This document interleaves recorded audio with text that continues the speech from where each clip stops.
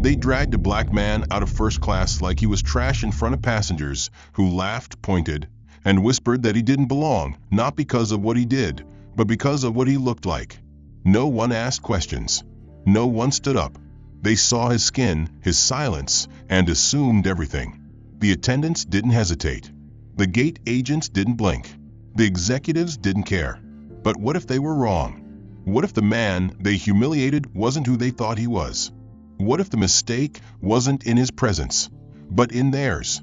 This is not just a story about a flight. It's about power, perception, and the moment silence becomes the loudest response. And when the truth comes out, it will hit harder than turbulence at 40,000 feet. You'll want to stay until the end. Subscribe now if you believe in justice. Drop a comment with where you're watching from, and tell us, what would you have done if you saw it happen? Because the flight might have landed, but the reckoning is just taking off. The sliding glass doors of Terminal D at Goldwater International whispered shut behind Lysander Moore as he stepped into the high-polished lobby of Gate 37, the flight display overhead blinking steadily. Flight 1189, nonstop to Los Angeles, boarding first class. The light bounced off chrome accents and glass panels, off the gleaming shoes of the men who walked as if every minute cost a fortune, off the wristwatches that glinted like business cards. The queue for first class was short, as expected. And yet, as Lysander moved toward the velvet rope with the same unhurried certainty he'd cultivated for years, the air around him began to shift, not with alarm, but with something subtler, something practiced. The gate attendant, a lean man with silver sideburns and skin like crease paper, paused mid-scan when Lysander approached. The man's name badge read Talent, and the smile on his face didn't just falter, it receded completely, replaced by a frozen sort of scrutiny that started at Lysander's eyes, dropped to the soft shoulders of his charcoal suit, then lower to the plain but clean Oxfords he wore. Talent didn't reach for the boarding pass Lysander extended. He didn't say a word. Instead, with a single smooth motion, he pressed a button below the podium and muttered something low into the radio at his collar. Within 20 seconds, two uniformed security personnel materialized from a hallway just beyond the gate desk. One of them, a tall, sharp-eyed man with arms folded in military stiffness, positioned himself between Lysander and the scanner. The other placed a palm outward toward his chest, not touching, but halting with intention. The unspoken message was clear. Stop.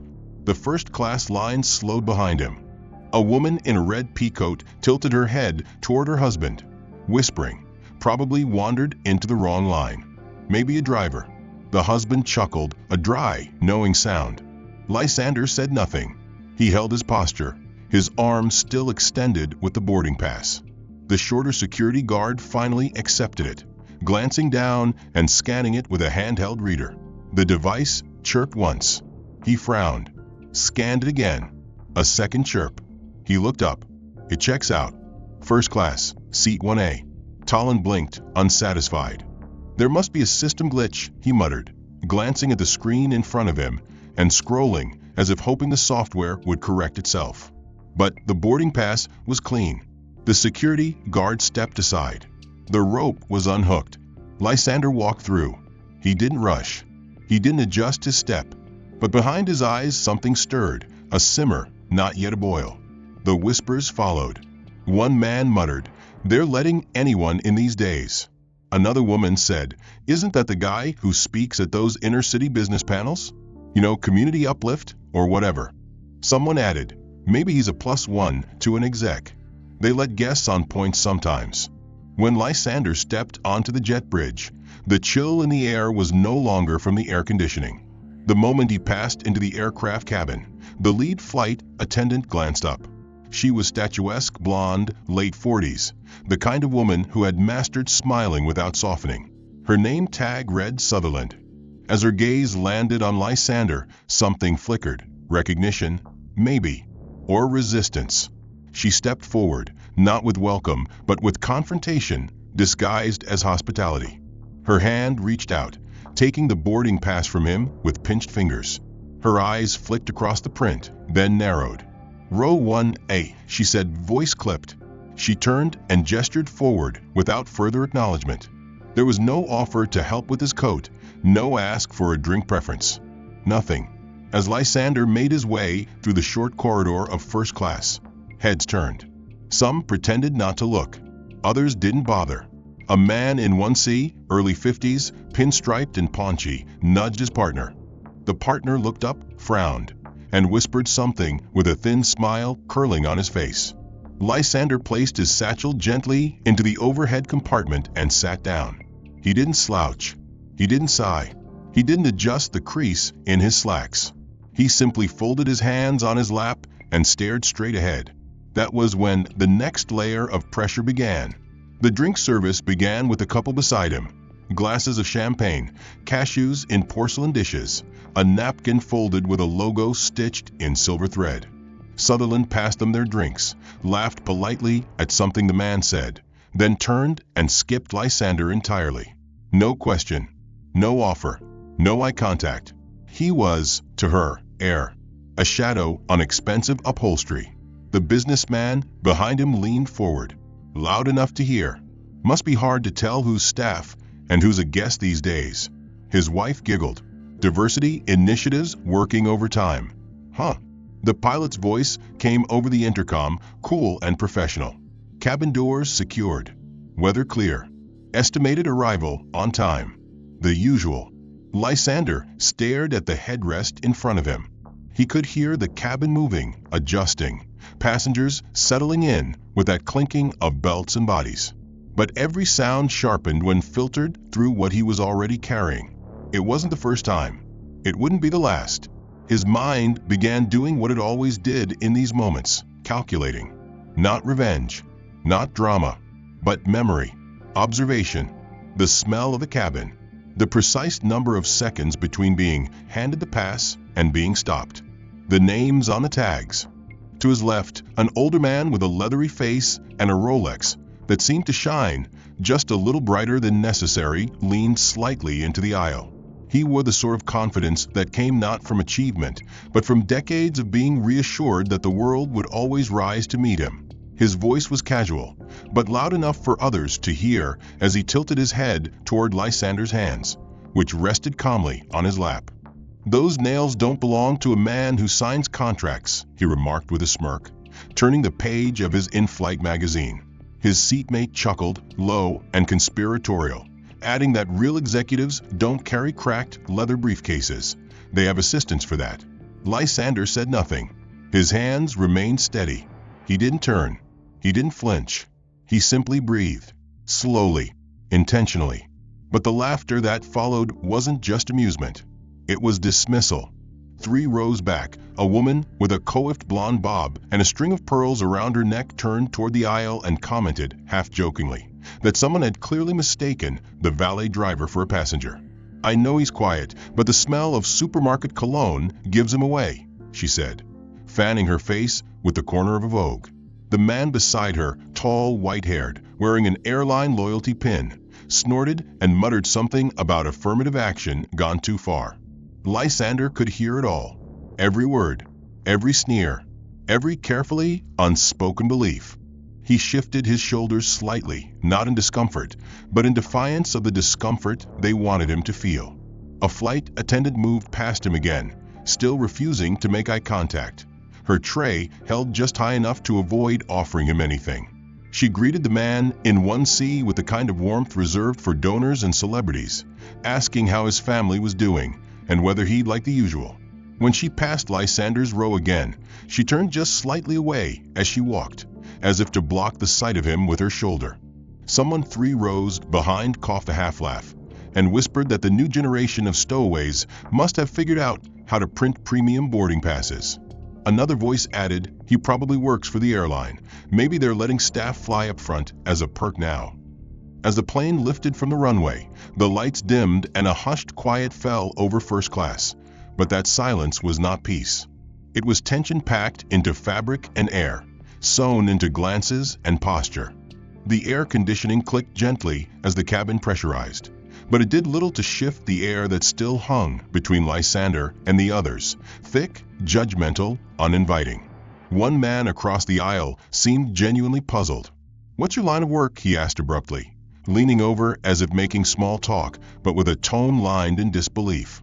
Lysander looked at him without smiling and replied plainly, "Global risk management." The man blinked, then nodded with a forced expression, like he didn't understand, but also didn't care enough to ask further.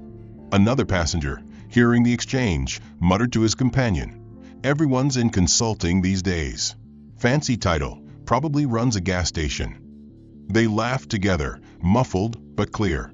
The woman with the pearls leaned forward again, not toward Lysander, but in his direction. "He has that look," she whispered, "like the kind of man who leaves the bathroom towels crumpled on the floor." Her tone wasn't loud, but it was sharp enough to draw attention. Someone else added, "Definitely not the type who knows which fork to use at dinner." The conversations spiraled from passive to pointed. By now, Lysander could feel the narrative writing itself around him, unspoken, unearned, and entirely out of his control. They didn't see his resume. They didn't see the years of building a global firm from scratch, the boardrooms he'd stood in, the world leaders he'd advised. All they saw was someone out of place in their world. The leather seats, the free champagne, the seamless travel. It wasn't just luxury to them. It was a social signal, a caste marker. And Lysander, in their eyes, had broken the code. The older man beside him shifted again and asked with a grin, "Bet you got a hell of a deal on this seat, huh?" Lysander didn't answer. The man went on, "I travel this route 3 times a month. You learn to spot the fakes after a while. Not judging. Just saying, some people don't quite fit the mold." His smile was casual, as if expecting agreement. Lysander looked at him, deadpan. "I own the mold," he said quietly. The man blinked, then laughed, assuming it was a joke. "That's a good one," he said, turning back to his magazine. "You should write for television." The ice cubes in his glass clinked as he lifted it. Behind them, the cabin lights shifted to evening mode, and flight attendants began to prepare for the first round of dinner service. As they rolled carts through the aisle, Lysander's row was skipped again, not out of error, out of choice. He didn't ask. He didn't raise his hand. He simply sat, breathing the recycled air, surrounded by thin smiles and loaded words, and every now and then, his fingers would curl slightly against the armrest, not from anger, but from the need to remind himself that silence was not surrender. His restraint was deliberate, not passive. His dignity intact, but under siege. He had remained silent through their remarks, unmoved through their jokes, but silence did not protect him. Instead, it became a canvas on which they painted their prejudices louder. The dinner service began its procession down the aisle again, and when it finally reached row 1, the attendant passed Lysander's seat with the same purposeful avoidance she had displayed earlier. This time, however, as she handed filet mignon to the man beside him, she turned and addressed him for the first time since boarding. "Sir," she said in a tone polished to sound routine, "I believe there may be an error in our seating manifest. May I ask you to step into the galley for a moment?" Her smile was practiced, her tone flat, but the edges of her voice cut like glass. Lysander didn't speak. He didn't move immediately either. He looked at her, then at the tray in her hand, and then back to the eyes that wouldn't meet his. She shifted her weight.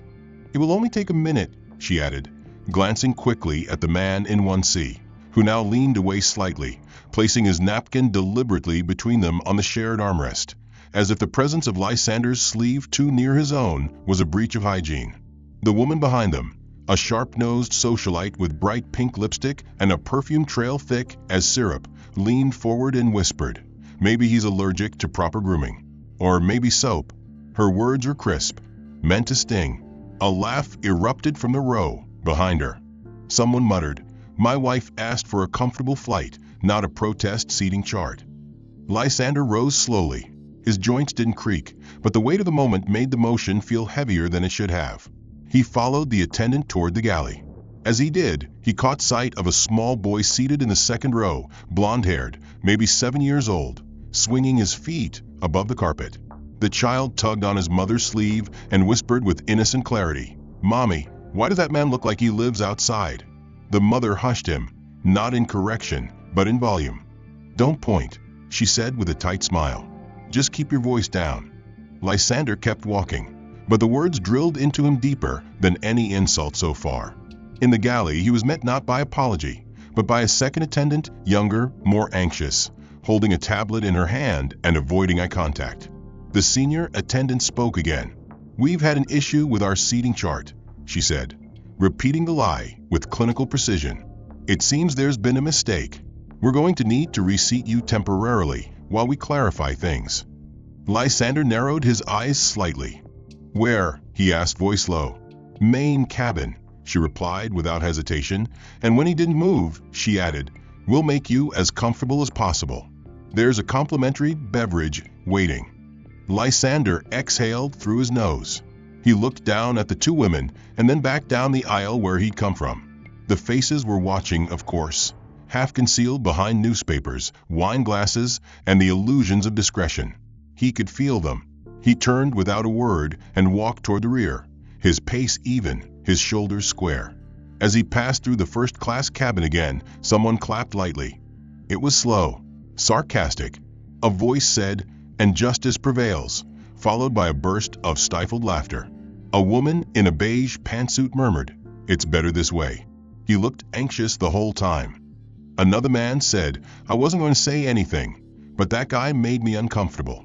You know the type." The cart was moved aside. Lysander stepped into the business class cabin, was guided to a middle seat in row 7, and told someone would bring him a drink shortly. No apologies, no explanations, just this sudden demotion, carried out in silence under the mask of policy. He sat down between two strangers, both of whom barely acknowledged him. One lifted the armrest immediately, pressing his body against the window as if trying to escape contact. The other, a woman in her 40s, plugged in her headphones and pulled a scarf over her lap like a blanket of protection. Lysander stared straight ahead.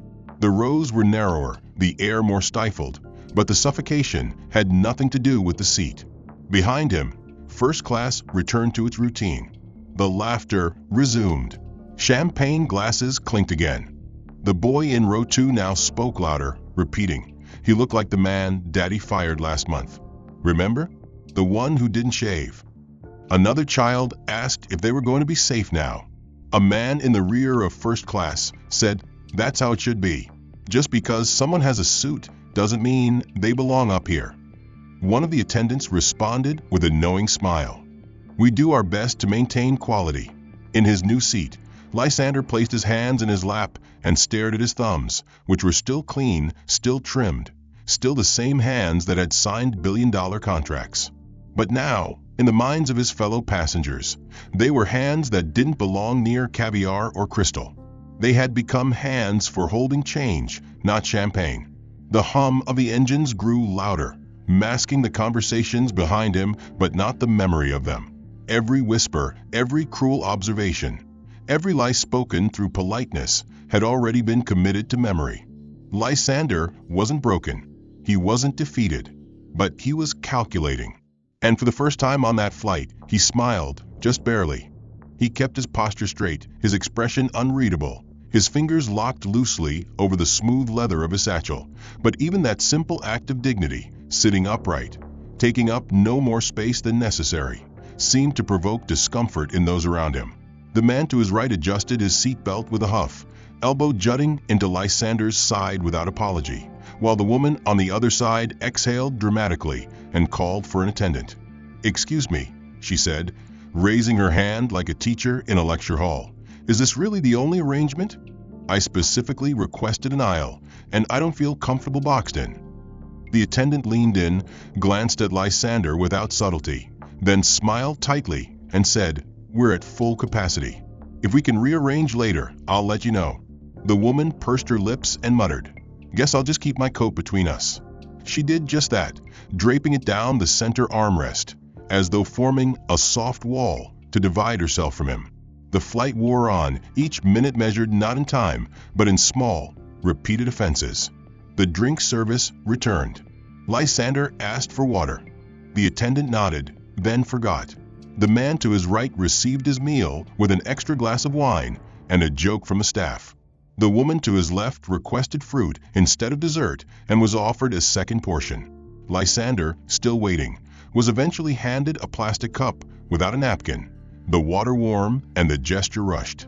He accepted it wordlessly, took a sip, and placed it carefully on the tray in front of him. He had eaten nothing since boarding. He would eat nothing now. Halfway through the flight, turbulence rocked the cabin, and the overhead compartments trembled. A few clicks signaled that some latches were loose. The attendant moved down the aisle, checking bins, nodding to passengers, until she reached row 7. There, above Lysander's head, the bin had popped slightly open. The moment she touched it, it burst fully wide, and his satchel dropped to the floor with a solid, weighty thud. "Oh," she said, not with concern but with faint irritation. That one wasn't secured. She didn't pick it up.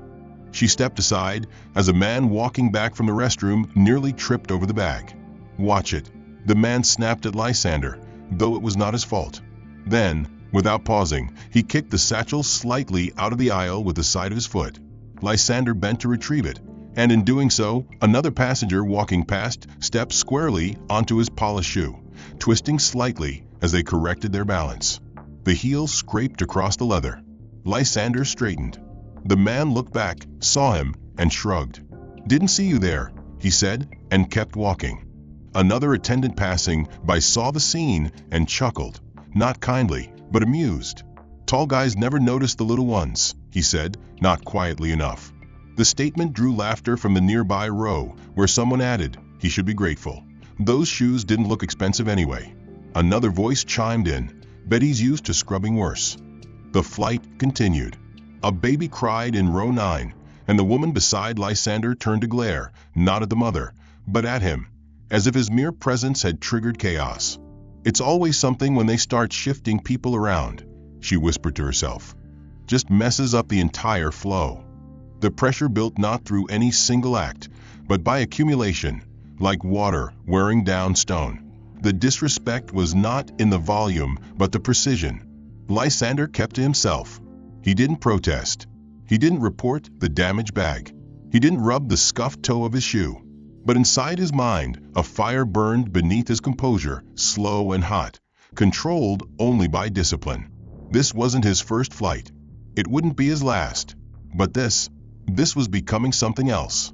In the galley, he overheard an attendant mention row 7 with a smirk. "He just looks out of place," she said to her colleague, who replied, "like someone who wandered onto the wrong set of a movie." Another attendant joked, "If I didn't know better, I'd say he's filming some hidden camera show." Can you imagine that little guy being someone important? They laughed. Then they moved on. Back in his seat, Lysander closed his eyes. He replayed every comment, every gesture, every bruise left on dignity not by force, but by precision cruelty. And still, he said nothing. Because this was the part they always underestimated. Not his silence, but what it contained. Not his stillness, but what it hid. Around him, passengers had returned to their individual sanctuaries. Laptops open, earbuds inserted, silk sleep masks pulled down, and insulated luxury cocooning them from everything they deemed unpleasant, including, without question, him. The stewardess hadn't returned since the moment his satchel had been kicked aside and his shoe trampled. The meal he had been passed was cold, plastic sealed, barely a nod to nourishment. He hadn't touched it. Instead, Lysander's eyes remained fixed on the seat back ahead, but his mind moved steadily, cataloging the accumulation of insult, measuring it not as injury, but as evidence. When the aircraft finally descended and touched the runway in Los Angeles, the shift in posture across the cabin was instant. Seat back straightened, belts clicked, hair adjusted, passports retrieved. Lysander waited until the others had surged into the aisle, all eager to escape the flight and forget its contents. He remained seated, calm, observing as the attendants in first class hugged and laughed with familiar passengers, offered handshakes and thank yous, and cast only fleeting glances toward the rear. He stood when the crowd thinned and made his way forward, past the curtain threshold where his presence had once sparked a cascade of whispers and rejection. No one acknowledged him as he walked through. Once outside the aircraft, he moved through the terminal with quiet precision until he reached the ticketing counter near the executive services desk. The employee behind the polished granite podium was young, her uniform crisp, her manner rehearsed. Lysander approached and placed his boarding pass on the counter. "I'd like to speak to the floor manager," he said, his voice even formal. The agent glanced at the boarding pass and then at him, the curve of her smile flattening ever so slightly. "Is there an issue I can help with?" she asked. Lysander replied without emotion, "No, I need the manager." The agent hesitated, then tapped a message into her console, her fingers pausing briefly between keystrokes. She looked up again. "I'm sorry, but our supervisors are currently unavailable. Can you clarify what this is about?" Lysander leaned slightly closer. "I was reassigned mid-flight without explanation, subjected to repeated policy violations, and denied basic service. I'd like a formal statement from the floor manager." The agent's demeanor shifted perceptibly. "Sir," she said slowly, "our guest assistance protocol is typically reserved for members holding executive tier status." Lysander didn't blink. "And if I do?" She pursed her lips. "Unfortunately, your profile doesn't reflect that at this time." He knew she hadn't even checked. He also knew that was part of the performance. Still, he continued, "Then I would like to rebook or cancel." The woman exhaled lightly. "Cancel what, sir?" "My return flight." She tilted her head slightly. "May I ask why?" "Because I don't plan to fly with this airline again," he said. The words were not loud, but they carried weight. The agent tapped another screen. "We're unable to process that request without a verified ID and travel itinerary detailing the reason for cancellation. Do you have a documented explanation?" Lysander stared at her, then at the laminated flyer posted on the plexiglass divider behind her, which read in large silver letters, "We value every passenger." He let the silence linger until it became uncomfortable. The agent shifted.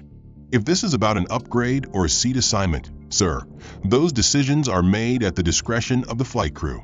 Our systems don't support retroactive adjustments based on personal perception."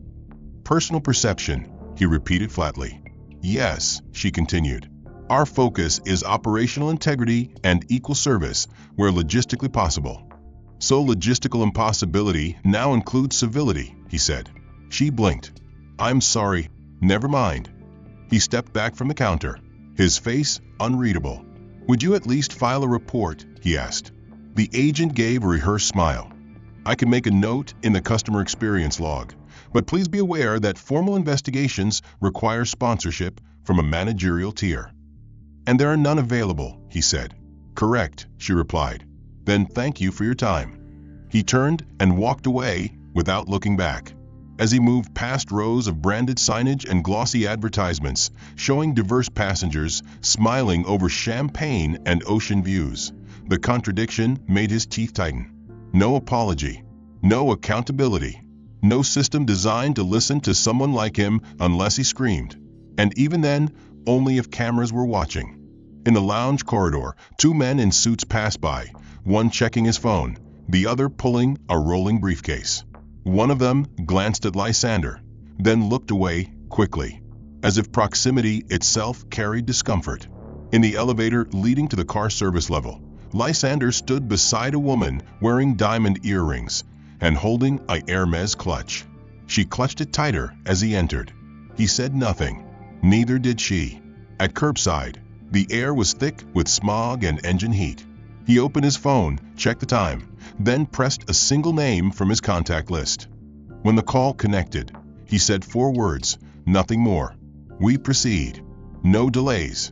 Then he ended the call, slid the phone back into his coat pocket, and stepped into the black sedan waiting at the curb. He didn't look back at the terminal. He didn't need to. Every detail of the experience was already engraved in his mind. The refusal of the manager, the coded language of the desk clerk, the institutional muscle memory that decided, without question, that someone like him was a mistake in the system. What they didn't know was that this system, this exact airline, its protocols, its management tiers, and its entire corporate infrastructure, would soon fall under his shadow. But not yet. Not tonight. Tonight, he let the injustice hang where they left it, unresolved, unchallenged, forgotten, because soon they would remember. As the black sedan disappeared into the artery of downtown traffic, Lysander Moore did not relax. He did not exhale as a man liberated. What had taken place on that flight was not merely an isolated episode of class arrogance or racial microaggressions. It was systemic, wrought in motion, visible beneath the polished language of corporate protocol and the bright facade of luxury. It was a machine well-oiled by silence, reinforced by habit, and defended by the kind of smiling cruelty only found in institutions too comfortable to know shame. But Lysander had not boarded that flight by accident. He had not chosen that airline on a whim. The experience he had endured, from the gate to the galley to the desk where he was dismissed, was precisely the exposure he needed to confirm what months of observation had only suggested. Now it was time to provoke the system just one layer deeper. He booked a second flight that afternoon, same airline, same tier, but this time not under his name. This time, he used a generic alias from his private network, bypassing executive tracking, ensuring his presence would not trigger any alerts. He arrived early at the airport, dressed more casually than usual, dark denim, fitted sweater, no tie, no briefcase, nothing that would suggest his true identity or affluence. He needed to see if the mask they wore was consistent. He entered the terminal through the main security checkpoint, declined fast-track lanes, and walked toward the secondary lounge area. As soon as he presented the ticket at the counter, the first fracture appeared. The attendant's eyes flicked to his skin, then to his shoes. She hesitated. "Sir, I believe there's an issue with your boarding group." He replied calmly, "I'm in group 1. It's printed there." The attendant pressed her lips together. "Would you mind stepping aside while we verify something?" Within minutes, 2 security personnel arrived, not aggressive, not confrontational, but wrapped in that same sheen of polite suspicion that had followed him on the previous flight. "Please come with us, sir." He followed without resistance, noting the way other passengers observed but said nothing. As he was led through a nondescript door marked staff only, he entered a room that barely deserved the title. It was white-wall cold, with no windows, no chairs, no water, and a buzz from overhead lights that seemed designed to fray nerves over time. He stood there, waiting. No one offered him a reason. No one apologized. When he asked, "Is there a problem with my ticket?" the only answer he received was, "It's just a precaution, sir." That word, precaution, spoke volumes. It did not mean danger. It meant discomfort. It meant anomaly. It meant, "You don't look right."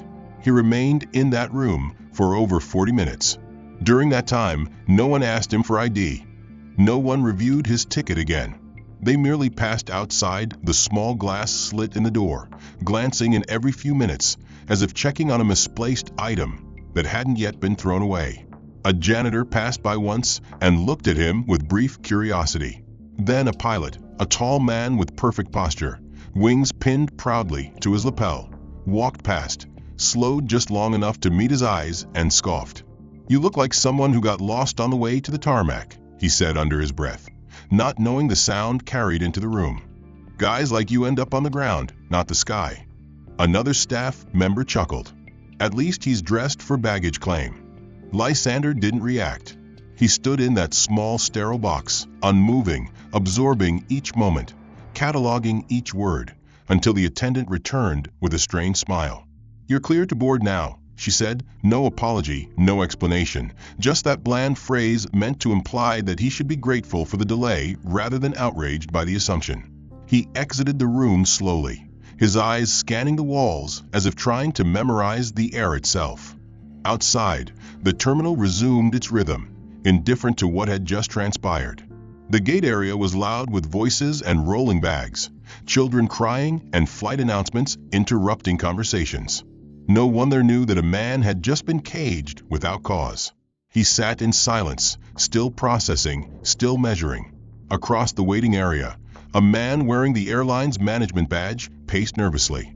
Lysander watched as that same man greeted a group of white businessmen with a handshake and a grin, even offered them complimentary drink coupons before they boarded. Moments later, the manager glanced toward Lysander and narrowed his eyes slightly, as if trying to recall whether he'd seen him before. Lysander didn't move. He wanted to be remembered. He wanted that face, that posture, that presumed insignificance to lodge itself in the minds of these people before he stripped their illusions away. They hadn't seen him angry. They hadn't seen him powerful. They had only seen what they expected: a dark-skinned man alone, quiet, without credentials on display, and therefore subject to doubt. The perfect prey for a system that fed on the assumption that justice must be earned by appearance. In the boarding tunnel, he was stopped again. "Sir, random screening." He stepped aside, opened his bag, let them search his pockets. A guard patted his arms, back, ankles. Another rifled through his bag, pulled out his book, flipped the cover, then replaced it without apology. As the guard zipped it shut, he smiled. "You understand, of course." Lysander nodded. "I understand better than you think." He boarded the plane. This time, he was assigned seat 23C, back of the plane, engine droning near the window. Inside a low-rise, marble-lined building labeled as a Strategic Development Annex, a meeting was in progress. The executive suite of the Airline, a high-end carrier celebrated for its diversity brochures and inclusive excellence campaigns, had gathered to discuss restructuring following a recent acquisition by a private equity fund. The room was climate-controlled, quiet, filled with the buzz of muted voices and the soft tapping of styluses against glass tablets. At the head of a long table sat the Chief Operating Officer, Roland Keene, an experienced manager with a reputation for efficiency and a network of connections spanning 4 continents. He was speaking when the interruption came. A young analyst from corporate strategy entered without knocking, her face pale and breath uneven. "Sir," she said, holding out a tablet. "There's a situation." Roland took the device with a raised brow, scanned the screen, and froze. On it was a passenger manifest review submitted by Internal Risk Audit, triggered by unusual boarding patterns under an alias used in system tests. Beneath that was a profile match from the investor portfolio. And beneath that, Lysander Moore, majority partner of Kepler Aegis Capital, the very firm that had finalized the $3.2 billion acquisition of their airline only 7 days earlier. Roland stood abruptly, pushing his chair back with such force it scraped the floor. His voice dropped into a sharp whisper. "Why wasn't this flagged?" The analyst stammered. "The reservation came in under an alternate credential, sir. It matched none of the registered identifiers." We assumed, Roland cut her off, "that a black man in coach couldn't be our owner." The room fell silent. Someone asked, "Where is he now?"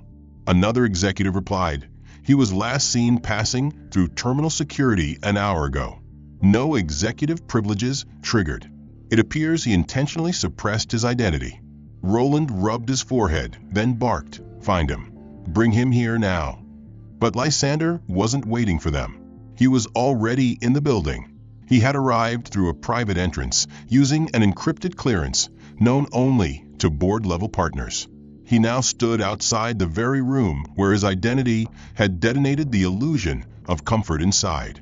The receptionist, now realizing who he was, stood up too quickly and offered water, a seat, anything. But Lysander simply nodded and opened the door himself. The room fell still when he entered. Every executive froze. Roland turned with a strained smile that collapsed midway. Lysander stepped forward calmly, his stride neither rushed nor dramatic. He stopped at the head of the table, directly across from Roland, and rested both hands lightly on the edge of the polished wood. No one dared speak. He let the silence stretch. Then he began. "In the last 72 hours, he said, "I have flown 2 separate routes with this airline.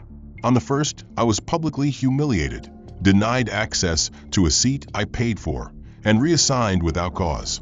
On the second, I was detained, searched, and held in isolation for no reason other than how I looked." One of the executives opened their mouth, then closed it. Lysander continued. "Not a single staff member asked for my ID. Not a single one questioned whether their assumptions might be wrong. Not once was I treated as a client, let alone a partner." He paused. "You had no idea who I was. That's the problem." Roland stepped forward, visibly sweating.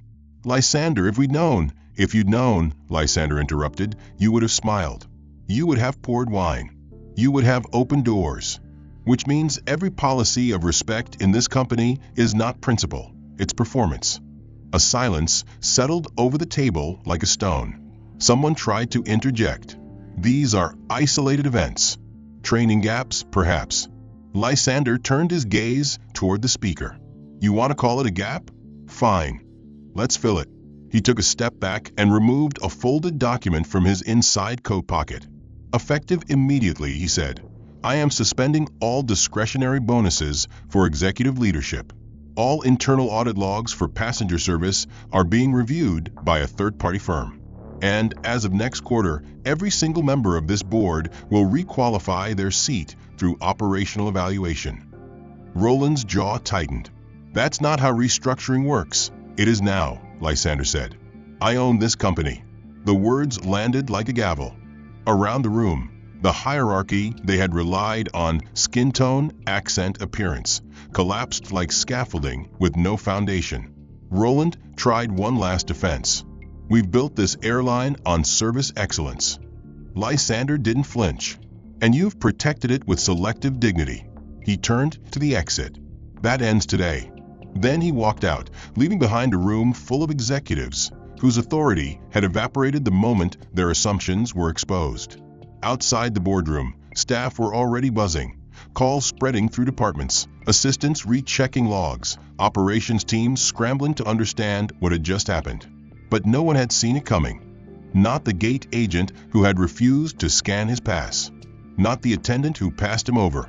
The room, built to resemble a NASA-style mission hub, was designed for control. Walls of screens mapping flight paths, metrics in real time, air traffic coordination, compliance alerts, and real-time crew dispatch grids. This was where the airline's heartbeat pulsed with every decision, and now its rhythm shifted under the quiet arrival of the man they had failed to recognize. The man who now owned their future. The senior operations director, a man named Marcus Penley, stiffened at the sight of Lysander, but to his credit, said nothing foolish. He merely nodded once, stepping aside as Lysander crossed the floor. His shoes echoed softly on the epoxy tiles as every eye in the room turned toward him, some out of curiosity, others out of the panic that comes from the sudden realization of past errors. Lysander did not pause.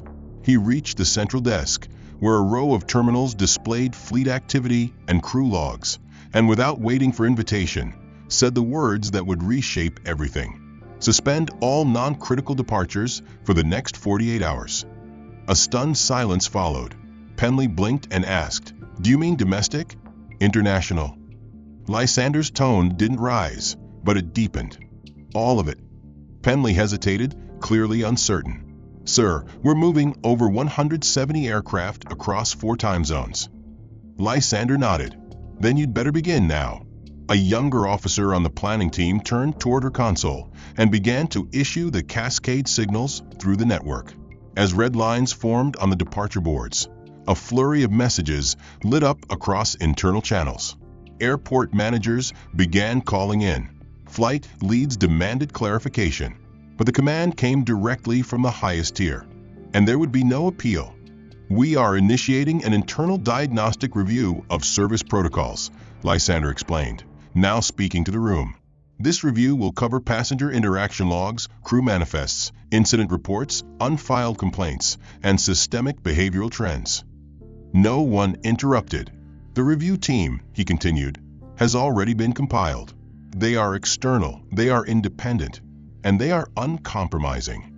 He pulled a small tablet from his coat and handed it to Penley, who opened it and froze. Displayed on the screen was a list of names, some marked in red, others in blue.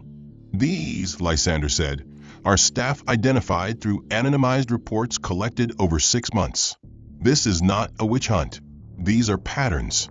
I have data cross-referenced with gate footage, crew feedback, and unsent complaints gathered from an internal compliance audit unit we funded before the acquisition. He stepped back. And now we act. Over the next 3 hours, the command center became something else entirely. Staff members, who had smiled when Lysander was escorted from first class, were now reading their names on preliminary review schedules. Gate attendants who had used their radios to reroute him into security reviews were being flagged for reassignment pending ethics evaluation. Managers who once spoke of passenger profiles as code were now asked to explain the logic behind those profiles in writing to independent human rights compliance attorneys. The woman who had told Lysander that the manager was unavailable at the counter now sat silently at her desk, while HR consultants reviewed transcripts of customer interactions under her login ID. Her hands trembled as she reread the phrasing she had used, as her own voice returned to her in audio logs she thought had been deleted. "We're not authorized to process concerns from economy class passengers about operational decisions made in business class," she had said. Now those words sat before her in bold, cited with the header "Dismissive Denial of Service Based on Presumed Social Value." The security guard who led Lysander into the side room, without cause, was now standing in the hallway outside the operations center, speaking into a phone in low tones. Inside, his name appeared in the internal rotation sheet with a note: "Review behavioral discretion for protocol compliance under anti-discrimination statute." Lysander watched it all without emotion, not vindictive, not triumphant, just precise. "Every one of them saw me," he said at one point to Penley, "but none of them actually looked." Penley, now visibly sweating, nodded. "Understood, sir. They judged my shoes, my jacket, the way I waited in line. They saw someone who didn't deserve patience. Not one of them stopped to ask if I belonged. They assumed I didn't." "Yes, sir. And they'll learn that assumptions," he paused, "are now liabilities." In another room, 3 top-level executives gathered in hushed tones. One of them whispered, "He's tearing down the hierarchy in a day." Another replied, "No, he's showing us it never had structure, just habits." Back in the command center, Lysander continued, "For the next 48 hours, this airline is not flying. It's reflecting." His instructions rolled out like commands in a battle. All crew were required to attend implicit bias training. All regional offices were ordered to review hiring pipelines and promotion history across racial and socioeconomic data lines. All performance-based bonuses would be contingent on passing a new ethics scorecard that included not only metrics of service, but dignity, verified by anonymous feedback from passengers and colleagues alike. "We measure kindness now," Lysander said. "We measure humanity." Someone whispered, "We've never had that in our metrics before." "Exactly," he replied. "That's why we failed." As night fell, the board lit up with more suspended flights. Social media noticed. News outlets speculated. But no one had the full story yet. No one outside the walls of that control room knew that a man who had once been treated like excess weight on a luxury aircraft now piloted the future of the company. The lanyards that once conferred access now meant nothing unless paired with humility. The uniforms once used as shields were now required to reflect accountability. Flight crews arrived on time only to be intercepted at the crew doors by newly reassigned protocol officers holding digital tablets with checklists, interview logs, and confidential evaluations drawn from behavioral audits conducted under the radar. The passengers who once breezed through gold access security lines now found their credentials under review. Their loyalty privileges paused for reauthorization. In conference room B of the Western Terminal's executive wing, the disciplinary tribunal had already convened by 7 a.m., with human resources officers, independent auditors, and board observers seated along both walls. On the center table, an open file displayed the name of Evelyn Sutherland, the former lead flight attendant who had denied Lysander more basic service, redirected his seat under false pretense, and made no attempt to de-escalate the hostile environment that had consumed the flight from the moment he boarded. She sat upright in the high-back chair, arms folded, eyes unwavering until the evidence appeared on screen. Footage from cabin surveillance, secured through a legal override enacted after the board's emergency authorization, revealed not only her bypassing his seat repeatedly, but her covert exchange of nods and gestures with several passengers mocking him in whispers. When presented with the transcript of her private commentary to her fellow attendant, "He looks like someone who's used to folding blankets, not sipping champagne," her expression faltered for the first time. She attempted to explain, "I was following protocol." The compliance officer across the table corrected her. The protocol was passenger-first courtesy. not passenger-first categorization. The verdict was swift. Termination effective immediately. Severance revoked under Ethics Clause 4. Pension delayed pending full review. As the official stood to escort her out of the room, her voice cracked just once. "He didn't say anything, I thought," the officer replied without emotion. "You thought wrong." On the other side of the airport, in the private lounge designed for premium clients, another tribunal was in session. This one smaller, but no less significant. A woman named Celia Thorne, a senior executive in a luxury goods distribution firm and longtime Platinum member, had been summoned to review a formal revocation of her VIP privileges. Her face, painted in subtle cosmetics and framed in designer glasses, held defiance. "I've flown with this airline for 15 years, she said. "My account is flawless." The panel leader nodded and scrolled down a screen. "Except for the incident log 2 days ago." He turned the tablet so she could see. It was a transcript, voice recorded by another passenger, of her remarks during the flight. "He looks like the valet from the Intercontinental. What is he doing in row 1? "I'm sorry, but that was a private comment," she protested. "Captured in a public setting," the panelist said, "and made in a context of open discrimination." "Are you seriously telling me you're revoking my membership over a comment?" she asked, voice rising.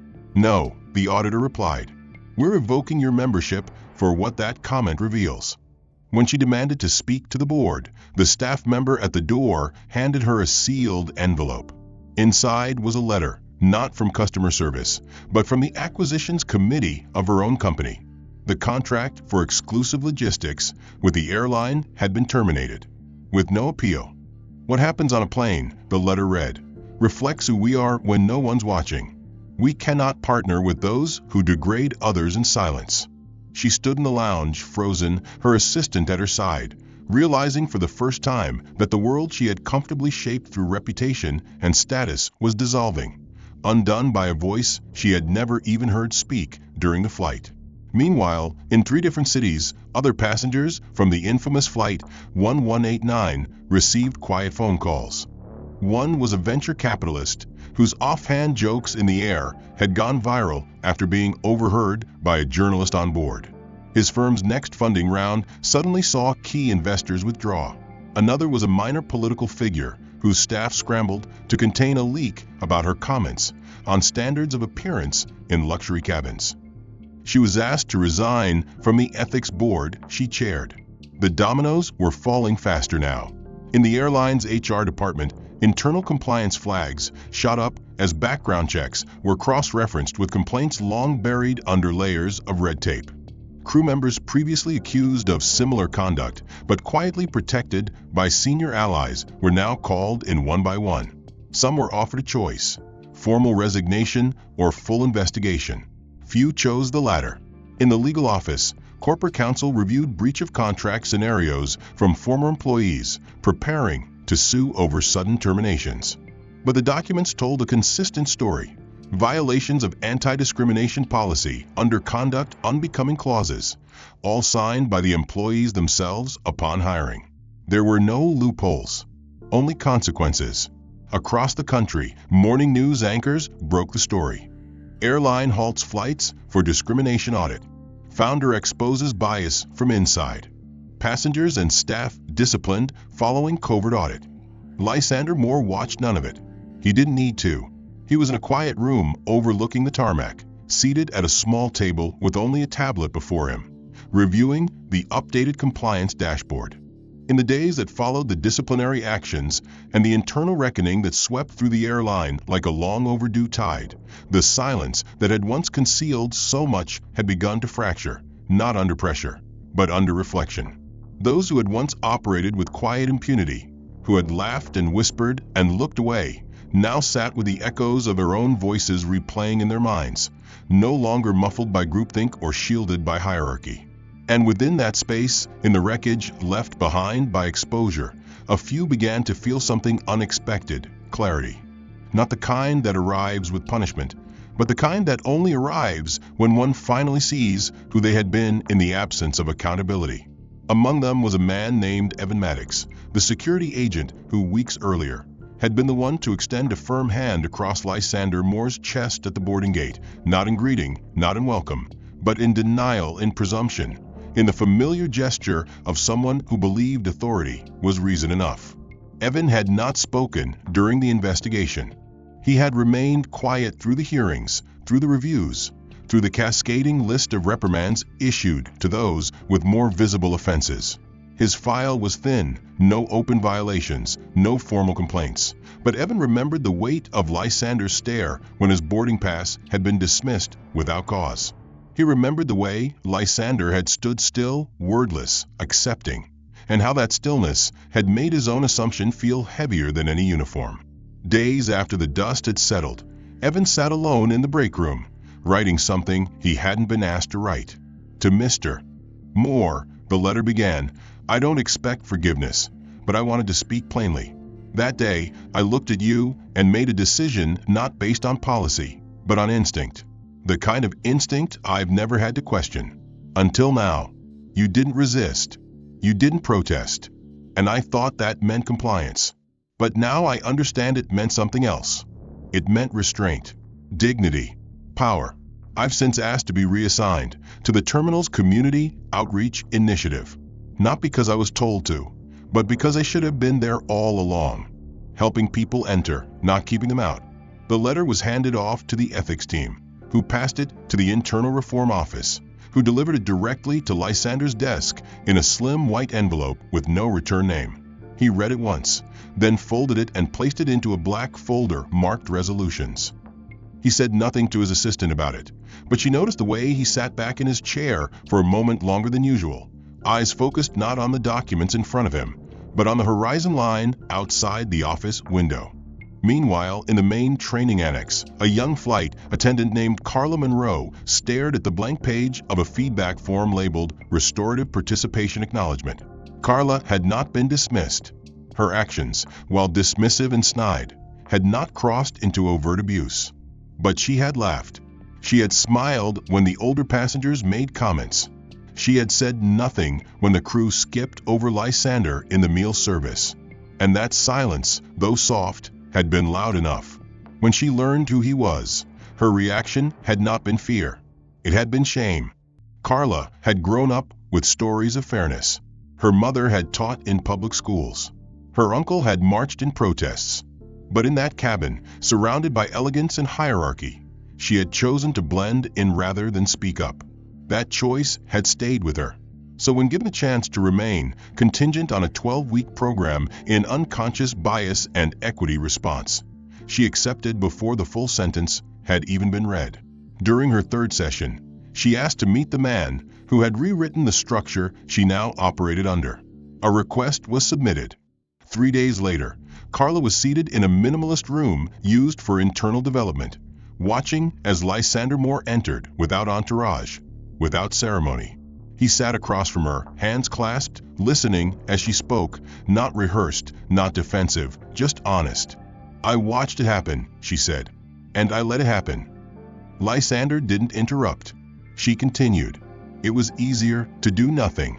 I wanted to keep my job, my comfort, my distance. But after that flight, I realized I didn't lose any of those things.